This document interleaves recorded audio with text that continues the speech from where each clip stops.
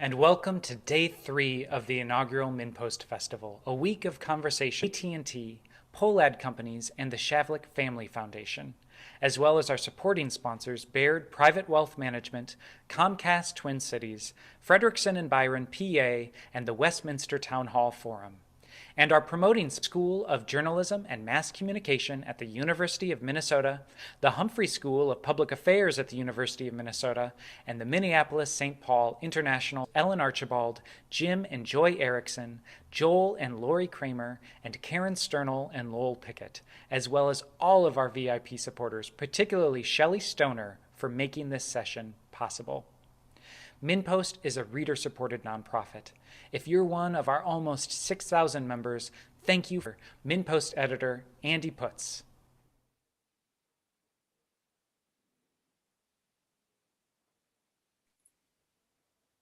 Everyone who supports MinnPost, and we have a pretty quick session here. So we are going to get to my questions, and then we'll have some time at the end for some audience questions.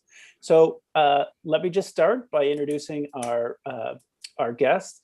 Sarah Longwell is the publisher of The Bulwark, a news network launched in 2018 that provides political analysis and reporting free from the constraints of partisan loyalties and tribal partners, a communications firm in Washington, D.C., and is a co-founder of the organization Defending Democracy Together and spokesman for its project, Republicans for the Rule of Law, strengthening our country's core values and institutions, a longtime Republican strategist, and he's a founder and editor-at-large of The Bulwark, host of the Bulwark podcast, and an NBC, MSNBC contributor. He is the author of 9 books, the most recent of which is 2017's How the Right Lost Its Mind.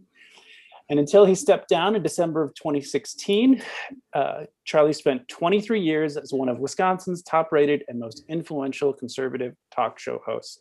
In 20, he's the president of Defending Democracy Together Institute, sits on the advisory board of the Democracy Fund, and is a member of the board of Stand Up Republic. Did I get all that right, you guys? Those are long bios. We should I know. cut those down. I feel like you guys, it makes me feel lazy to read all that.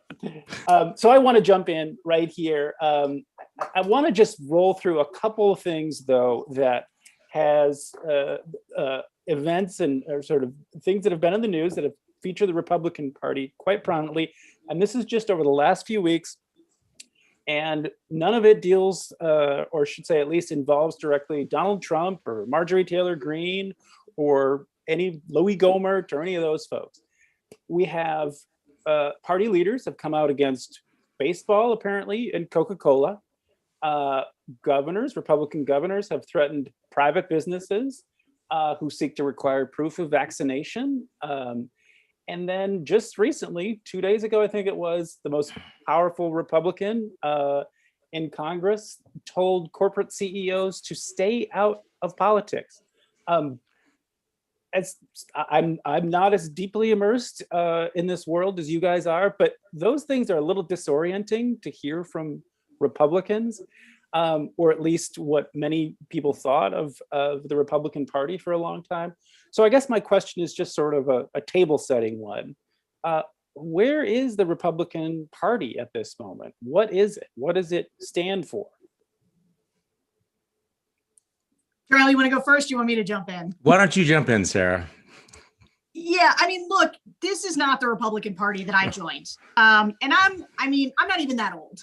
I'm like 41. And so I have, over the sort of 20 years that I've been deeply interested in politics since I joined sort of conservative think tank right out of college, I have seen the party absolutely contort itself, change from everything that it was when I started. And Charlie, actually, one of those 9 books, I believe, was called How the Right Lost Its Mind. And I think so it's worth reading to understand what's happened here, but it comes down to this. Like, we're going to talk a lot about this, but some of it is there are no fixed principles anymore. So there used to be a series of principles that I believed in. It's the reason that I came to the conservative movement and the Republican Party, things like limited government, American leadership in the world, entrepreneurialism and innovation. And, you know, now it really is Donald Trump. Like, it was already changing. I mean, Donald Trump is a symptom. He's not the cause, but he has now, in this moment, we see the total and complete scrambling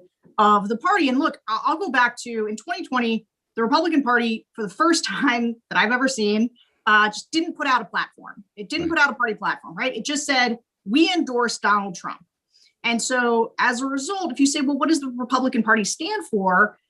It's not a set of ideas anymore. It's about one person and kind of the culture war that he has engaged in, which is why, rather than saying, hey, look, we really support businesses because we believe that free enterprise is extremely important to the American experiment. Now it's like, well, if we get crosswise with them, if they're on the wrong side of the culture war as us, we're going to go after them with everything we have. So that's my opening gambit, and I'll let Charlie take it from there. Well, Andy, you didn't mention Marjorie Taylor Greene, but like this morning, we woke up to find out that she just raised $3.2 million just in the first quarter. This is a first-term Congresswoman, which tells you a little bit about what works in the Republican Party today. Crazy sells, and that's the incentive structure.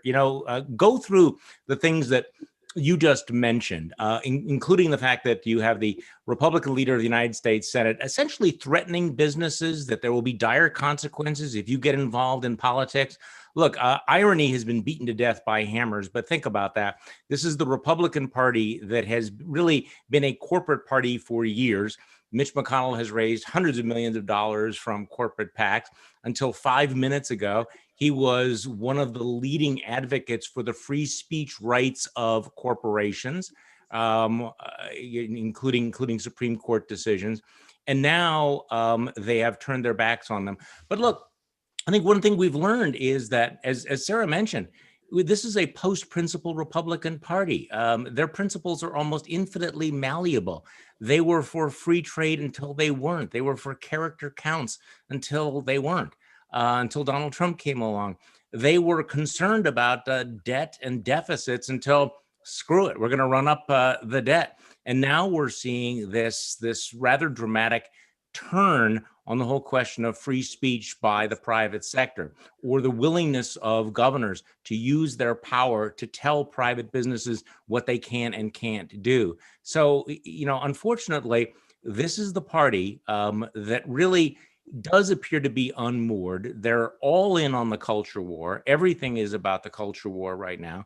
And it is this question of tribal loyalty. And I don't see it coming back from that anytime soon.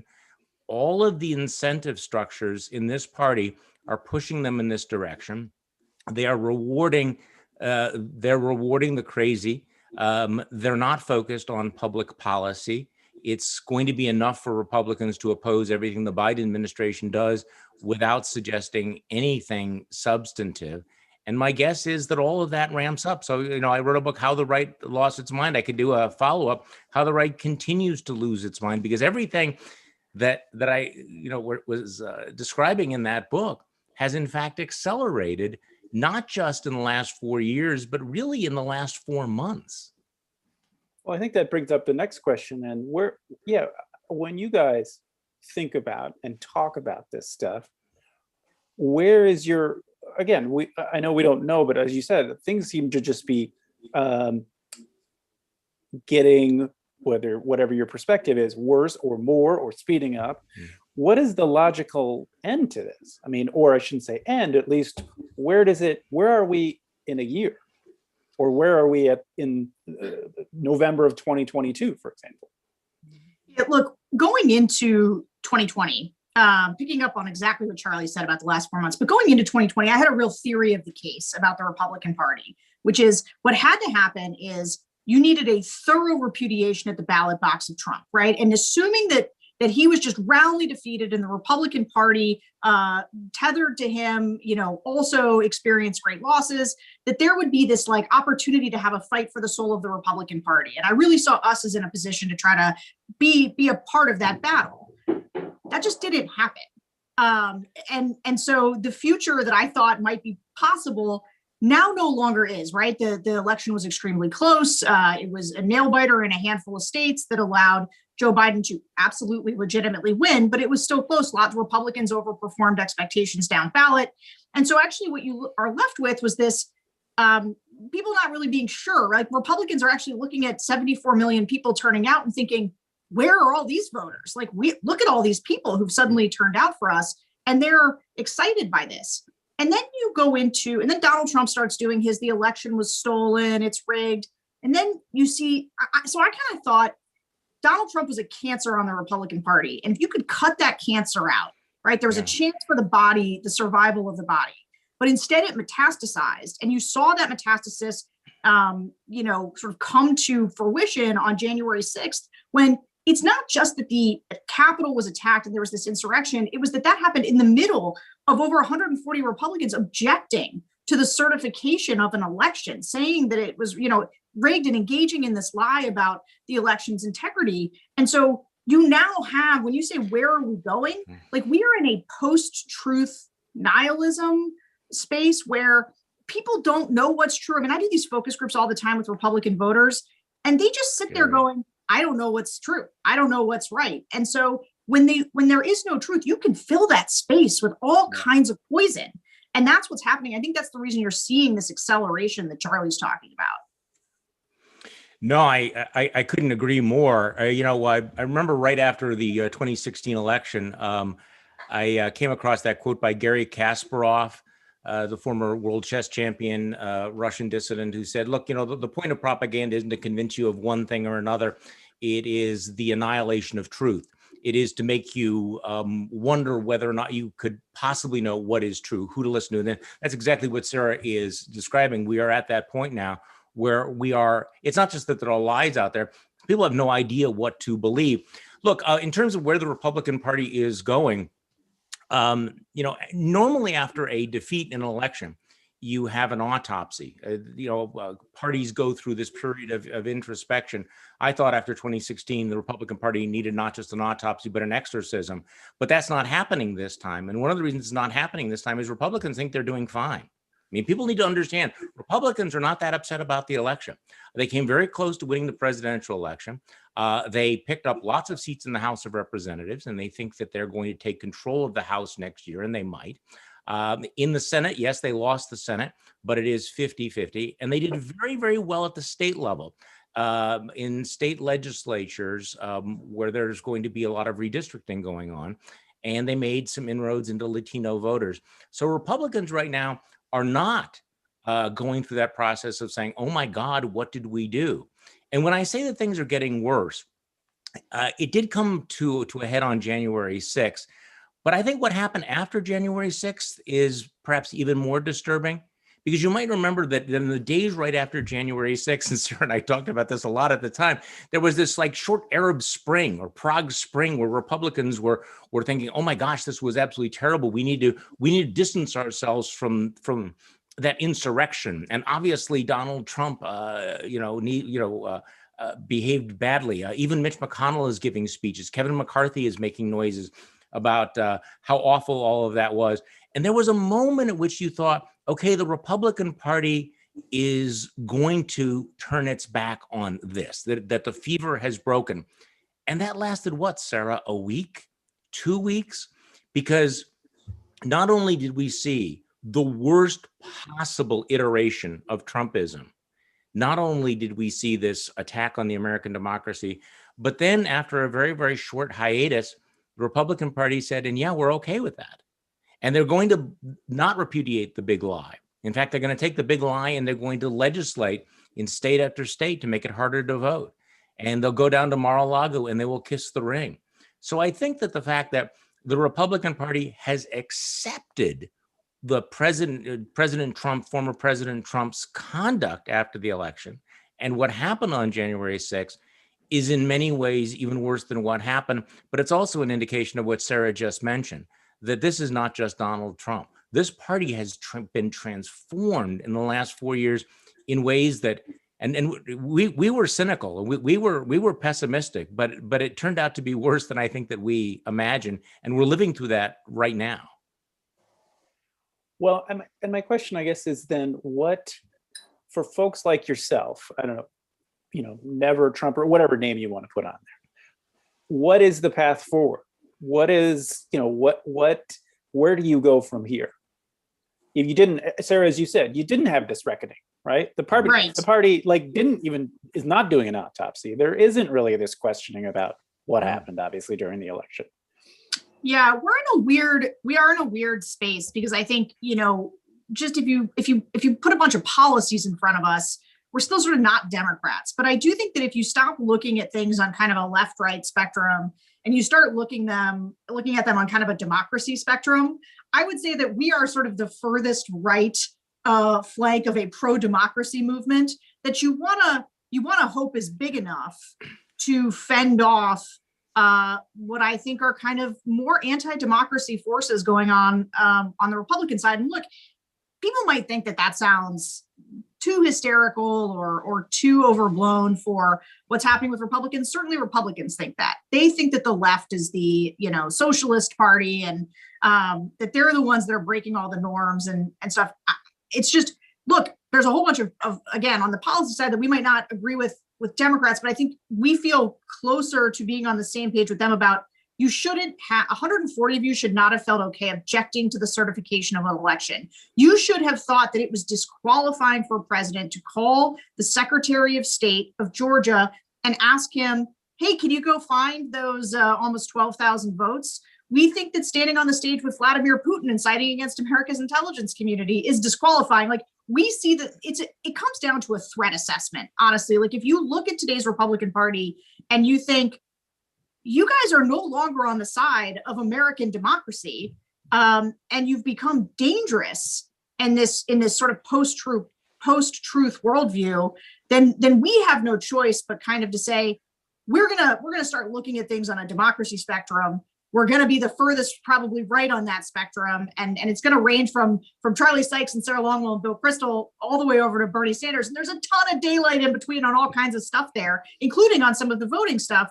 But for the most part, like, I think we're here to try to fend off. I'll just say one other thing. While one foot is kind of over there with this new pro-democracy coalition, there's another kind of leg that's on the side of, and how do we continue to be part of the fight in the Republican Party? So whether that's people like Adam Kinzinger or Liz Cheney or anybody on the Republican side who's trying to stand up and say, this is not okay, this is wrong, finding a way to help them and be part of that is also part of the mission, which puts you in like just not a binary political place, but it is in a pro-democracy place.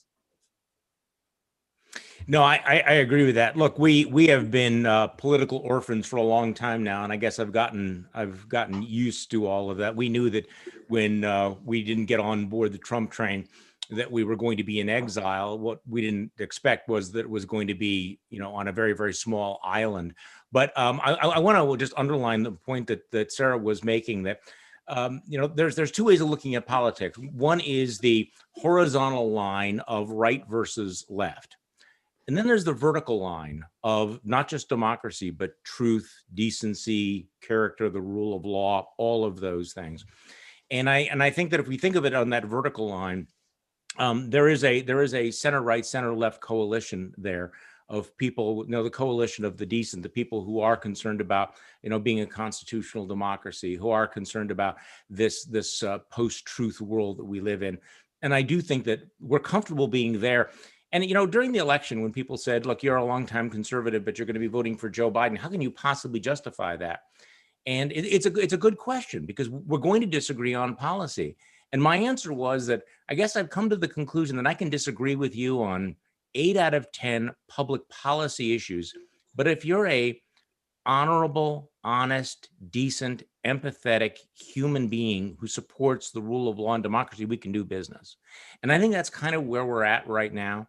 Because I think that the traditional right-left spectrum has been so scrambled. I mean, we started off by talking about how the Republicans have just sort of abandoned all principle. So, you have Republicans who are overtly embracing authoritarianism, who are, really almost, I hate to use the term, but are sort of fascist adjacent. And we're going to reject that. And where does that lie? Where do you find that on the right-left continuum? I don't know. So maybe we need to reconceptualize our politics going forward. Do you two still call yourselves Republicans? I don't. I think I'm still a registered Republican. I have a little bit of a stubborn part of me that's like, I was here first. And like Donald Trump's not a Republican. And so part of me feels like, look, I have no truck with the Trump Republican Party. It's not for me. I'm not involved in it.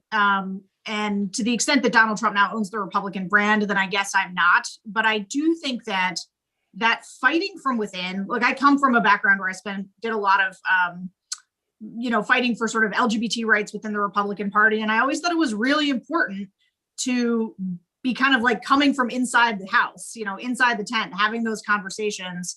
And I there's still a part of me that believes that matters, that it matters to say, look, I believe in limited government. I share a certain set of values with a lot of these voters. And so I want to talk about why Donald Trump and this version of the Republican Party, is anathema to everything we've ever stood for and is bad for the country. And so there's just part of me that I think sometimes holds on to it for that reason, despite having almost nothing in common at this point with this version of the Republican Party.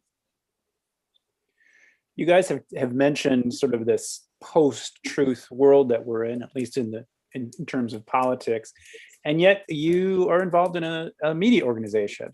What role do you see the Bulwark playing, especially when it relates to that? I mean, I think all media organizations, or at least ones operating in good faith, are trying to wrestle with the notion that there is a pretty significant slice of the public that just is flat out is not going to believe anything you say.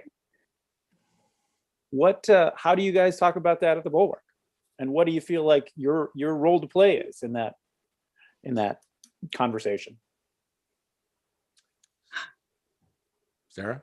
Okay, well, so I'll tell you that part of the reason we started the Bulwark, and here's the thing that you can see happening kind of in the conservative media ecosystem.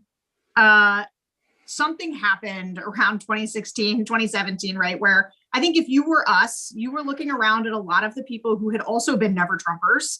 National Review sort of famously put out their Against Trump issue. But Charlie describes it this way, and so I'm sorry to steal his line, but the invasion of the body snatchers started to happen. Like you just saw people that you had worked with and known and read and admired and sort of been in the trenches with, like, you're like, who's eating your brain? Like, what do you were against this like months ago. Why are you changing your mind? And so, and here's what happened, right? Everybody followed. They let the market sort of dictate, right? So their readers wanted them to be pro-Trump. And so they found ways to be pro-Trump. And I think our bet with the Bulwark was, we don't feel this way. We cannot in good conscience find a way to walk some line or try to like impose some principle and map it over the whole Trumpism thing, the way certain pundits decided nationalism is the new thing. And we're going to put a brand on this and try to make Trumpism respectable. We were just like, no, we're going to tell the truth about what we think. And if it gets us kicked out of the club, okay, well, I guess we'll go start our own club where we can say exactly what we believe. And we were going to make a bet that there was a constituency for that.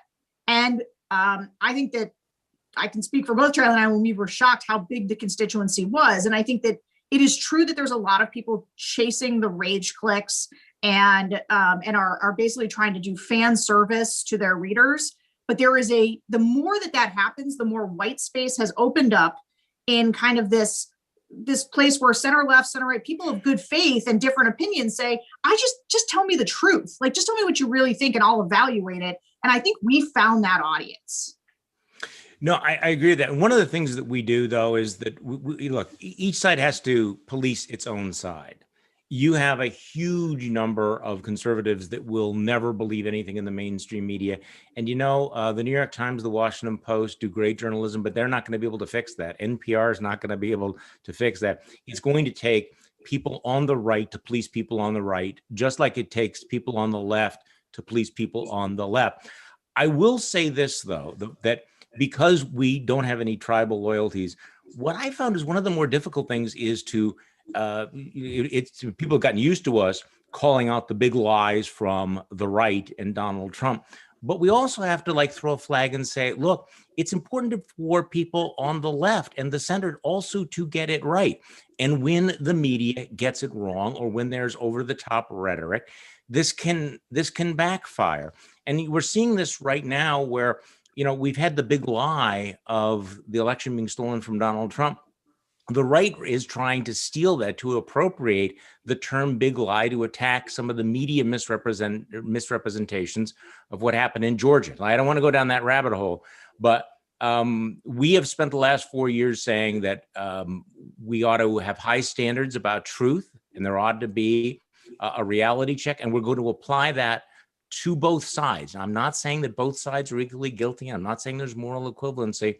It's just that there is this new tendency in politics that, well, if those guys can lie, then maybe we ought to use the same tactics. And I think that that's a self-defeating spiral.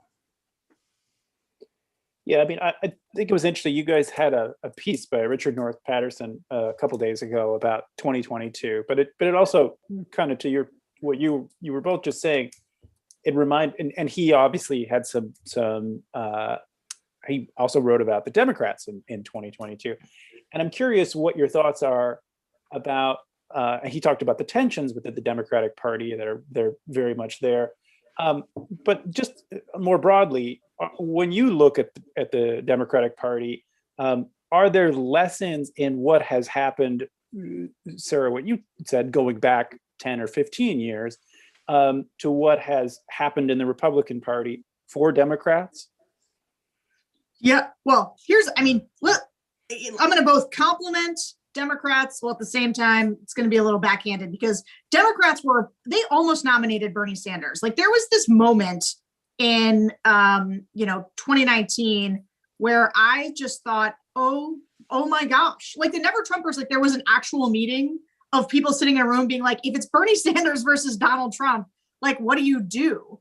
And I think that it is to the great credit of Democrats, owed in large part to a coalition of sort of center-left suburban voters and African-American voters who came together and said, yeah, we're going to go with Joe Biden.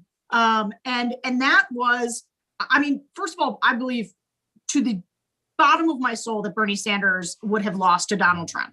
I don't even think it would have been close.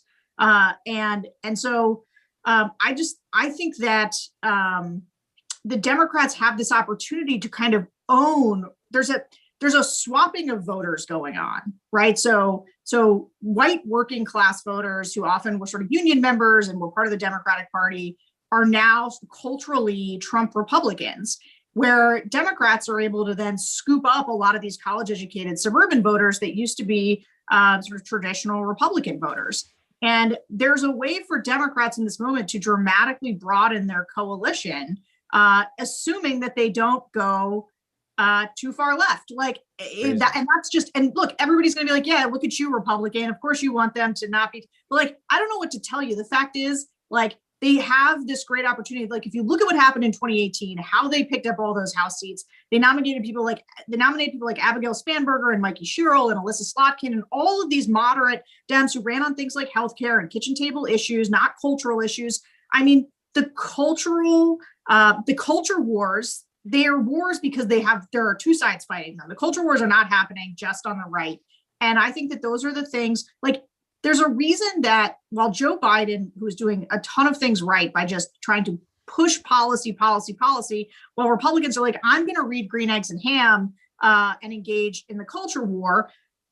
But I'm not sold yet that the culture war doesn't in many ways almost move people more than some of what traditionally you'd think of as like bread and butter kitchen table issues, like people vote with their wallets. More and more people are kind of voting with their rage and their grievance. And so there's a reason that Republicans are leaning into the culture wars. It's because that's the thing that makes them the most competitive these days. And I think if Democrats, do that as well on their side, and they kind of, instead of learning the positive lessons of Joe Biden winning, and they continue to kind of look for culture warriors on their own side, I think that's the lesson, is like they won by not going down that road.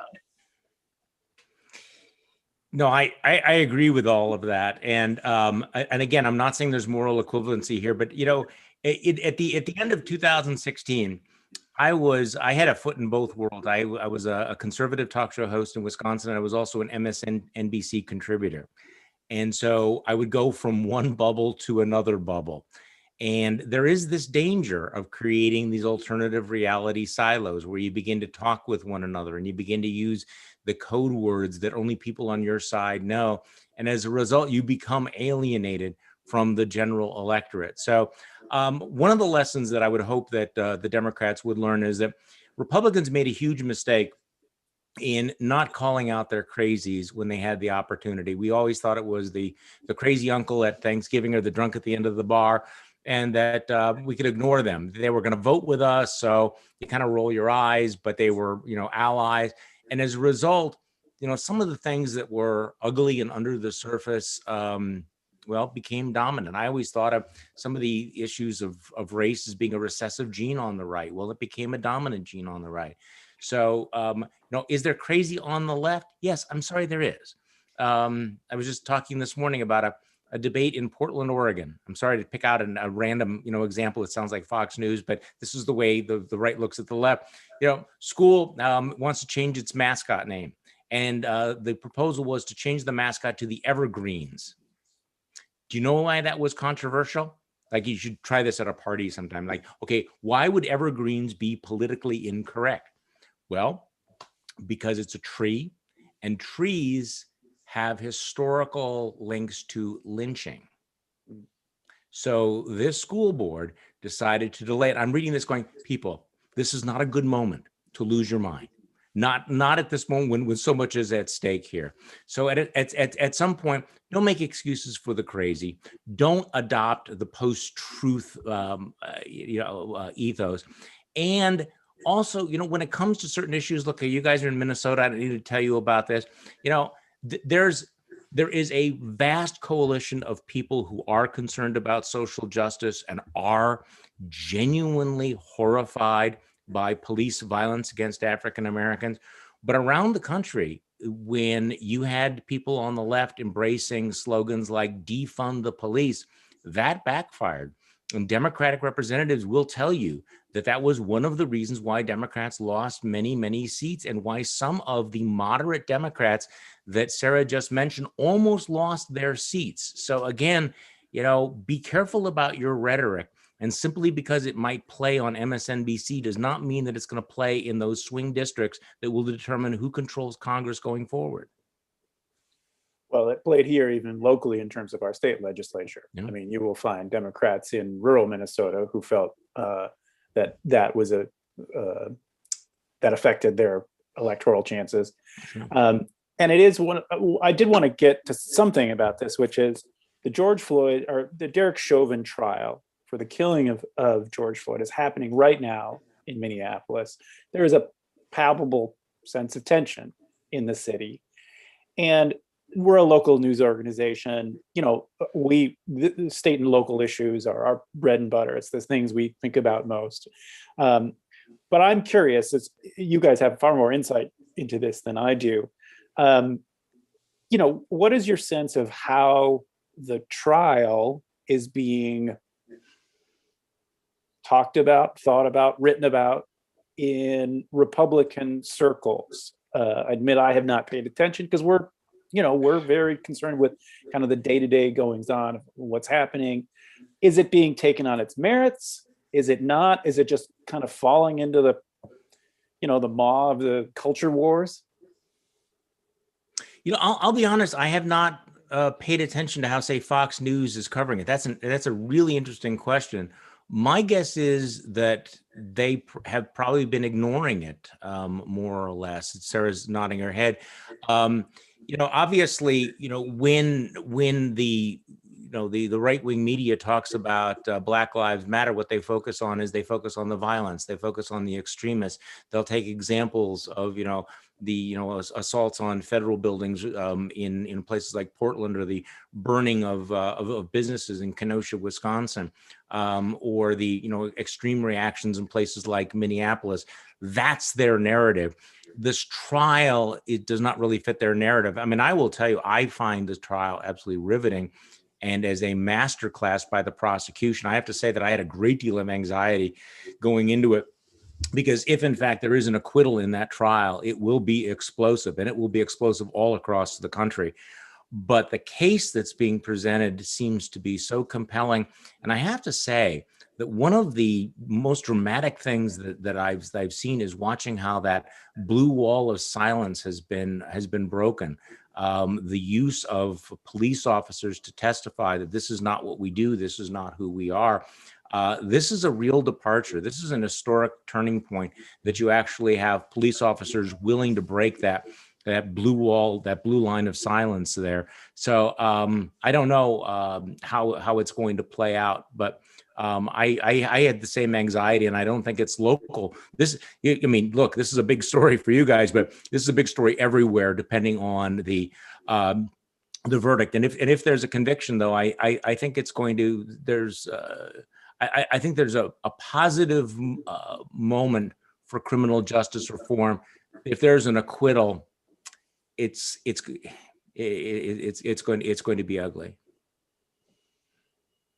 I don't have that much to add. That was an extremely good answer. The only thing I would say is I don't think that the right has been covering it very much. And I will say in the case of George Floyd, I think that you had to kind of go into the real fever swamps of the right to find the people who are going to argue, but he had drugs in his system or something like that. Like, I think for the most part, he was a genuine cultural inflection point where most people said, that is not okay. Like that, you cannot do this.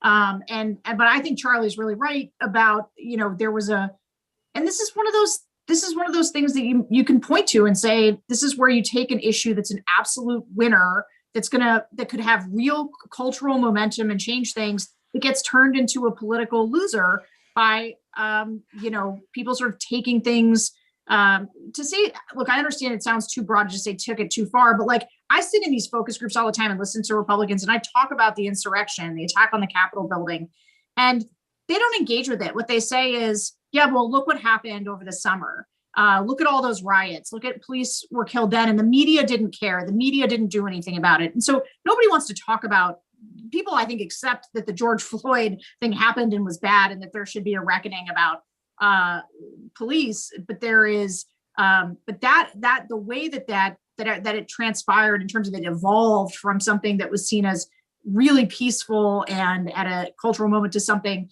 that basically became sort of a net negative and didn't allow the narrative to move forward was sort of a shame, because it was a real opportunity. I do want to get to some audience questions here, so I'm just going to jump right in with a few of these. Question from Rebecca: If the focus on culture wars to obstruct things getting done in the United States, are we gifting the international stage to China or anybody else for that matter? We're certainly, anybody who wanted to take the United States down a peg or two, we are absolutely doing their jobs for them. Russia, like whomever. I think that, and look, I have always been somebody who, even part of my conservatism was rooted in a very kind of rah-rah America feeling. I still feel that way.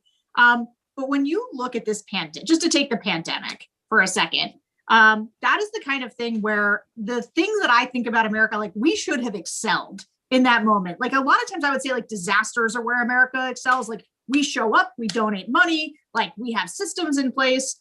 And the way that COVID was handled, both from the totally inept initial response, the federal government to the president not taking it remotely seriously, in fact, just constantly disseminating misinformation, and then the politicization of things like masks and currently the vaccine. And I mean, it is a gift to anybody who wants to say democracy isn't the only way, or democracy, look at these clowns. Like we have got to pull it together. There are things that, and it even overshadows like the miracle of the vaccine. Like the vaccine is like good old fashioned public-private partnerships, ingenuity, innovation, can-do spirit. And even now, we're having this fight over, are there microchips in it? And should I get, people aren't going to get it. And you just think, nobody needs to come for us. We're gonna devour ourselves. And it is the thing that we need to fix, because I'm just gonna say it, people can disagree with me, but I believe we're better than this. I would like to think we're better than this. The question asks about whether we're gifting China. Well, think about when we were concerned about foreign interference with our elections and what the goal was, what the goal of, say, Vladimir Putin was. It was to sow division and chaos in American politics. Well, the return on investment has been pretty amazing. But as Sarah points out, it's not the foreign interference that is the real threat. It's what we're doing to one another. QAnon is homegrown.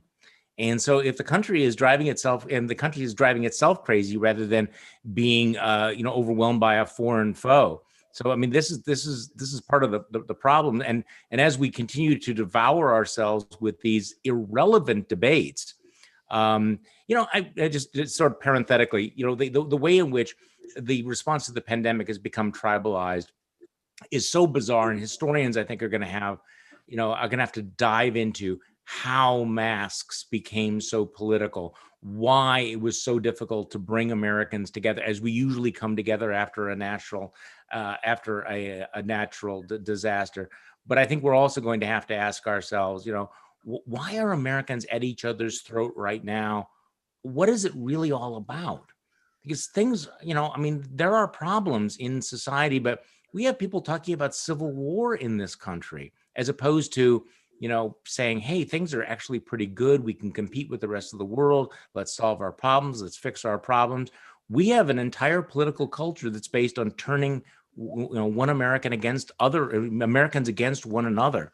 And it's not totally obvious to me what the issue is that's really driving this, although I have my suspicions. A couple other questions here. Do we look to have more political parties like Australia or Ireland? Can you guys imagine a future in which we don't have just the two parties? No. I have a very unpopular answer to this question, which is just that the American parties are going to be the problem. The problem with political parties, I'm going to try not to do my whole thing on parties, but I'm just going to say this. They are too big to break up, and they are too weak not to hijack. And it is a problem. But if you just look at it, we have had two political parties for such a long time. And there was lots of reforms kicking around out there that people think could help this. If you have ranked choice voting or you have open primaries, there's all these things that people are talking about that could create an environment in which you could potentially see multiple parties. But we are a very, very long way from that. And I actually think that if we tried, political parties could be the solution as opposed to the problem, and strengthening them. Because the idea of having a big tent party in which people have to compromise to come up with a platform that can have so many ideas exist underneath it is actually kind of a good thing. If we broke out the political parties right now, you would not be happy with some of the political parties we would have in this country. And while it might be an interesting sociological experiment to be how many would be in the QAnon white nationalist party, I actually don't want to know the answer to that question. Or not. It's not that I don't want to know. I don't want to give that party a chance to exist. Well, unfortunately the alternative might be for them to have the Republican Party as their party. Mm-hmm. So I don't disagree. I don't disagree with Sarah's realism here, but I would like to see more parties. I would like to see more options on the ballot. We actually do have a number of independents who are sitting in the United States Senate right now. There have been some states where we've experimented with the idea of having a third party. If there was some sort of a centrist alternative, I would be very, very interested in supporting it, although, not having any illusions that it's necessarily going to overturn the two-party system. But there's something sclerotic about this two-party system, and the corruption of the Republican Party does seem to call for some sort of a successor. I mean, that's been the historical process. When the Whigs died, you had the Republican Party born. The Brits have experimented with three parties with mixed success as well. So, look, given the fact that I'm a political orphan right now, I wouldn't mind sitting in a room with other political orphans, at least to try out how it works. Yeah, it's great for a dinner party. I'm not sure you can get a political party out of it. Well, okay. Well, there is another question that kind of piggybacks off this, which is just the notion within that party structure, are there things that could happen to make at least the chances of candidates who maybe are more amenable to your worldviews more at least viable, right? Whether in that's the Republican Party, reduce dark money. I mean, I don't know what that would be, but are there mechanisms there that it could at least help not hold a party captive to essentially belief system in a single person? Yeah, I mean, there's a couple of the reforms that I like more than others that are out there for democracy reform. And one of them is open primaries. Right. So that, if you live in a state that is like a red state, it's Alabama. But if Democrats can vote in the primary, then you have a much better option of electing a more moderate Republican. And so I think there isn't that. I will just say I know people love to go on about the dark money and I don't think any of that is. This is a really good. I think that the arguments that people have right now over sort of the corruption elements or the money in politics is completely outdated. Marjorie Taylor Greene just raised $3.2 million. Every single one of those people is going to be disclosed. It is not about whether corporations. Literally, the parties now are saying, whatever to the corporations. Like they are not, held by them anymore. It is about raising small dollar donations from populists who are going to send them $5 every month.